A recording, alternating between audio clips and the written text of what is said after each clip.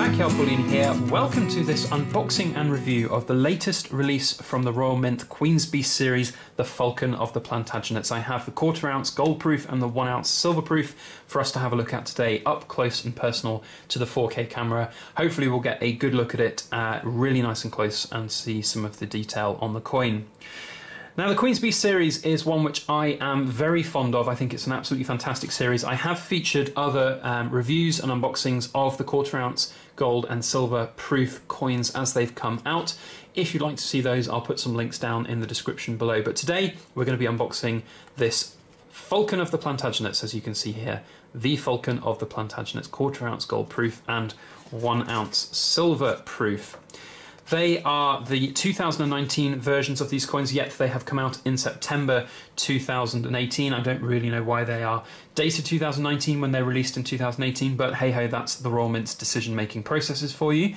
Now, they have arrived from the Royal Mint in actually a very sturdy cardboard box. Previously, the Royal Mint have used jiffy bags, and when they've arrived, they have looked, quite honestly, like a badger has dragged it through a hedge backwards. And the Royal Mint certainly has improved on their packaging. I don't know whether that's thanks to the likes of myself complaining about it or Numistacker. I know he's mentioned it a number of times before on his channel. But nevertheless, they have seemed to have improved, which is a good step. So inside these attractive cardboard boxes is more cardboard boxes. As you can see, it's a little bit like a Russian doll. You've got so many layers to get down to the coin. Within that second cardboard box, there is this wooden gloss finish box, which we've seen on the other 1/4 ounce gold proof coins from the Royal Mint.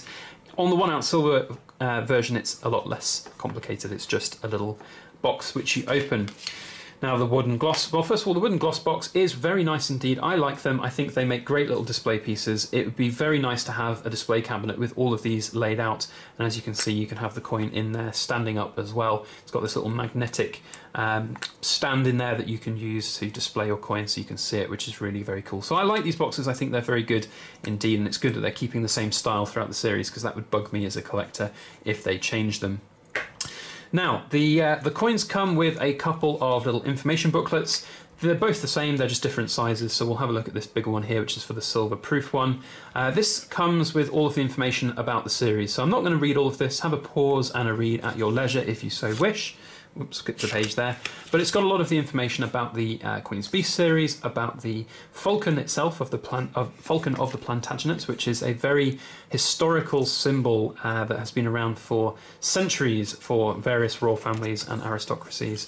And you can see here some of the history about that, which is very cool. And there's the designer, Jody Clark. We'll talk a little bit about him in the rest of this video. And there's a little bit more information. So I always like it when these little information booklets are supplied with the coins. You know, I'm a coin enthusiast, I always have been. I love coins, I love collecting coins, I love finding out about coins, and I love history as well, so that's always a plus. Now, the last thing to have a look at before we get into the coins are the COAs. So here we have the COA of the 1/4 ounce gold proof, it's number 530. You've got the particulars there with the mintage, 1250, so maximum coin mintage of 1250, and in this presentation 1250, which is good. It means that there won't necessarily be a new set released at the end with all 10 of the coins in that you can only get a certain size or something from. Yeah, I don't know. It's a good thing that the Royal Mint are sticking with that. The silver COA is just basically a bigger version of that. Interestingly enough, in this particular COA, you can see that there's a maximum mintage of 5,650, but in this particular arrangement, there is only 5,500. So perhaps there will be a limited edition box set of them all at the end. Who knows? But there we go. So that is the COA's side of things. So now let's have a look at the coins in all their glory. Let's start with the gold, and then we'll have a look at the silver as well. So let's try and get this into focus. There we go. The Falcon of the Plantagenets. Now, I've done a couple of takes of this video already, and I called it an eagle a number of times, so if I do that, I do apologise. But it's an interesting thing to talk about, the fact that I'm confusing it with an eagle, because the design of this is good, don't get me wrong, I like it. I think it's a very attractive coin generally. I've seen a lot worse coins out there, and if you have been on the Silver Forum and seen my reaction to the new Royal Mint Lunar Pig, you'll understand what a pig of a coin that is. And, you know, in the grand scheme of things, this is a very attractive coin. However, as a number of people have pointed out, it does have quite a lot of symbolism to the kind of traditional eagle, fascist eagle, which has been used by the Nazi Party as well as other, empires across the world, the Roman Empire, and it's just not that attractive a symbol. It's a symbol of obviously quite dark times and hatred and all of that jazz. So that's an interesting design decision to kind of go along that. I don't know whether Jody Clark thought about that when he was going across the design of it. I don't know, but yeah, that's one thing that does not sit that well with me. It's still a very attractive coin, don't get me wrong, and I like it. I think the detail's fantastic. If you get really close and you have a look at the Falcon itself, the feathers look really good, really close to the camera there. Of course, we've got a second Falcon down in the shield as well. So I think it overall looks great, but the design, it's not that brilliant. In terms of the stylistic design, let's talk about that as well, because it does not necessarily fit that well with the other coins in the series. We've seen, the Queen's Beast, Lion and Griffin and Unicorn all have a very different stylistic look and feel to them compared with this one. So that is a very interesting decision, and I don't know whether that's going to continue for the rest of the series or whether that is just a one-off for this particular Falcon, whether or not, I wonder whether they had difficulty in making this really distinguishable from the Griffin. That's, I think, maybe one of the reasons that's behind it, but I don't know exactly why they've chosen to go a kind of different stylistic route. I hope they're going to go back to the stylistic routes of the other coins for the rest of the series, but I suppose at the end of the day, it's not necessarily a bad thing if this is a little different. Different is often good. It means people will want it or will not want it. And if they don't want it, it might mean that there are fewer of them out there. That said, I think they're proving to be equally as popular as other series. I look on the Royal Mint website right now. The 1 ounce gold versions of these have nearly sold out, over 90% reserved. They don't have a figure on this 1/4 ounce gold proof, but these have always been a very popular size of coin as well. I think these will probably sell out pretty quickly over time as well.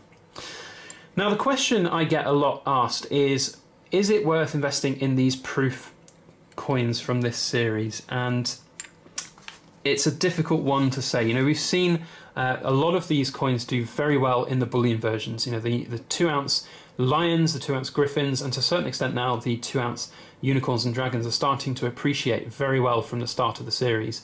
And they are garnering a lot of high premiums on the secondary market, which is a great thing. And we've seen that as well for the gold versions, for the 1 ounce gold versions, for the 1/4 ounce gold versions, all of bullion.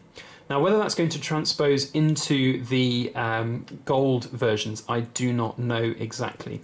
One thing that I have noticed is, and I've done this myself, so the first number of releases, in fact it was actually the second release onwards, I bought 3 of each of these, and I'd buy 3 of the 1/4 ounce golds.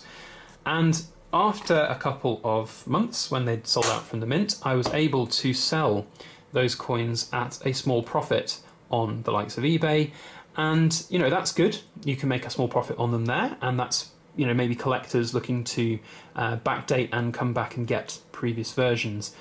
That's not necessarily going to transpose into that longer term, investment potential. I do think that some of them have great potential to go forward, but one thing that's interesting is the mintages of the 1/4 ounce gold proofs, for example, started with the lion at 2,500, and now these, as you saw, are 1,250. So it's an interesting one whether or not the proofs will end up being a really big winner. Personally, I am investing in these because I love them. I think they're a fantastic coin for a collection, for a series. I'm not investing in these relying on them solely as being that coin that's going to make me a lot of money. They're a guilty pleasure investment, and they've got an inherent value of silver and gold underneath them as well. I certainly think of all of the proof sets, the gold versions have a higher chance of performing than the silver versions. That might just be relative to the premium over spot that you've paid. You're paying maybe 100%-ish premium at the moment for these coins, whereas you're paying like 400% premium for the silver version. So I don't know if that's going to have a big effect on them over time. I think the golds have got a better chance of doing well. One place where we have seen some good growth in these coins' values is on the graded side of things. So the 1/4 ounce gold graded coins are performing very well. They're going garnering very nice prices overall. and that's certainly something to factor in. I'm personally not grading my quarter ounce gold versions of these coins. I am, however, grading one of these each time I get them. So I pick up 2 of these silver ones. I keep one as the raw mint intended here in its box. I send one off to Uncle Numistacker for grading as well. And yeah, I don't know, that's a choice for me. I think it's got a chance of doing quite well. You have to get a 70 really to have any chance of getting any kind of return on investment for that. But ultimately, they're all kind of guilty pleasure investments for me.